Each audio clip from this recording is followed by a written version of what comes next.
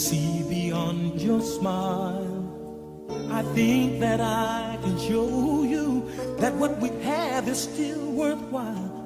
Don't you know that love's just like the thread that keeps unraveling, but then it ties us back together in the end.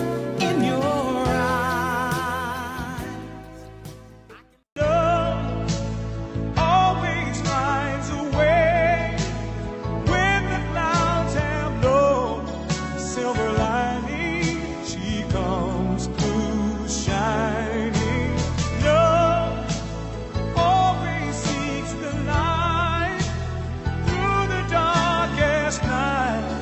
In her small ways, love always finds a way. Nothing's gonna change my love for you.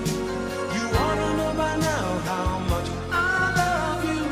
One thing you can be sure of, I'll never ask for more than your love. Nothing's gonna change my love for you.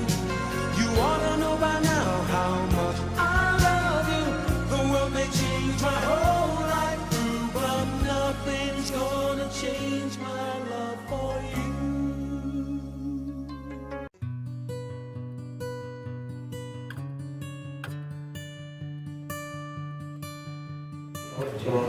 Manalangin kayo sa lahat ng pagkakataon sa pagbuhay ng Espiritu. Lagi kayong maging handa at patuloy na ipanalangin ang lahat ng pilihan ng Diyos.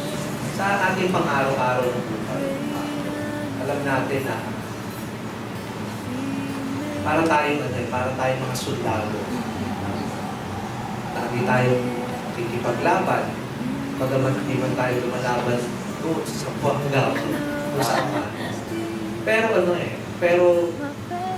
hindi ba natin alam na yung araw-araw ng buhay, yung mula umaga, hanggang gabi, pakikipagdigma raw yun, pakikipagdigma dito sa mundo, na kung kailangan lagi nating unahin yung pagdasal.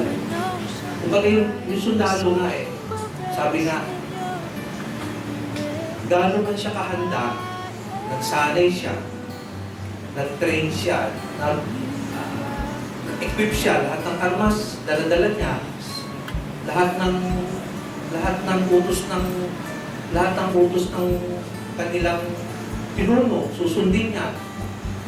Pero kung hindi pa rin niya uunahin ang tumawag sa Diyos, manalangin, para mo sa pakikipagdigma niya, hindi naman assurance na hindi naman assurance na magiging o mananalo o may panalo o hindi siya, walang mangyayari sa kanya Para rin naman buhay natin yan na uumpisahan natin ang araw natin, kung hindi natin uumpisahan na tumawag tayo sa Diyos, bigyan tayo ng gabay, sa pang-araw-araw natin buhay, o sa magiging activities natin kung araw na to, sigurado, pwedeng may mangyari sa atin na yung hindi natin kinaasahan. Pero kung uunahin natin ang manalangin at sigurado sa Diyos, magtatagumpay tayo. Kasi diba, yung bang na-share na nga sa atin ni Pastor yung ginawa ng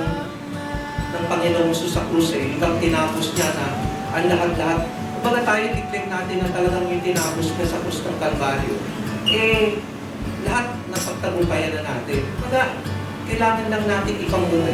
Kailangan lang natin i-claim na yun yung tapos yun yung katapusan ng ginawa ng Panginoong Jesus sa krus Yung bang i-claim natin na talagang nagtagumpay na tayo.